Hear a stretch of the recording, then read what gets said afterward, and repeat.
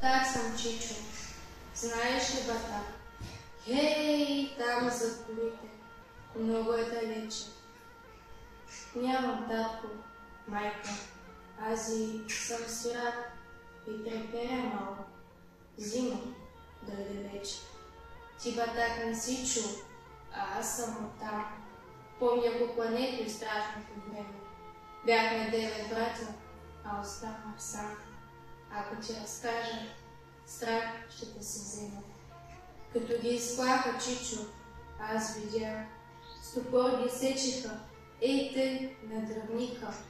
Само бачо Пеню с голям глас извика и издъхна бачо. А един хайдук, баба ми заклая под вейката страха и кръвта потече из нашия къпчук. А аз и бях малък и мен ме заклаха. Татко ми излезе из къщи тогас, с брадата в ръцете и нещо продума. Но те бяха много. Пушнаха за час и той падна в земя. Уби го по шума. А мама изкочи откъде не знам и на татка хвана да вика, да плаче.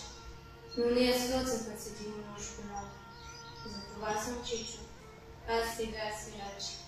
Абе, много страшно там да бъдеш ти. Не знам, що не щях и мен да заколят.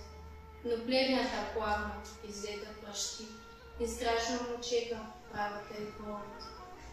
Но после, когато страшното замина, казаха, че коня големи огън изгорял и Вучо, и тято, и Стрино. И черквата наша, Чичо, изгоря, и школото пламна, и девойки 200 станаха на въглен. Някой ги запря, тъй много още дяца и невести. А Кака, и Леля, и други жени, мъчиха ги 2 дни, да па ги затриха.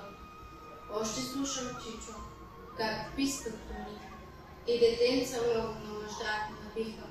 Как не бе ги грях, само дядо Ангел живя с румаха. Той пари с котела сбираше за тях, но поп трендахало с боса и коваха. И уж беше страшно, па не бе ме страх. Аз треперех сам, но не плачех веки. Мен и други дяца отведоха с тях и кажи съдрани виха на всеки. В Комашко село, не знам кой бе, мене ме запряха не иде под земята. Аз с дупка гледах синьото небе и всеки ден плачех за мама, за тата. По-добре умирвах, но не ставах турка. Подир 2 години посрещнах ми бурка. Тогава с лошо време и за тях наста. Плахме ги и ние, както те ни плаха. Но нашето село, Чичо, запустя. И татко, и мама веки не станаха. И това съм, Чичо, аз сега сираче. Ти, батак, не си чул, а аз съм там.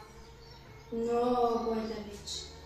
Това никой по-трудно, защото съм сират. И треперя малко. Зима дойде вече.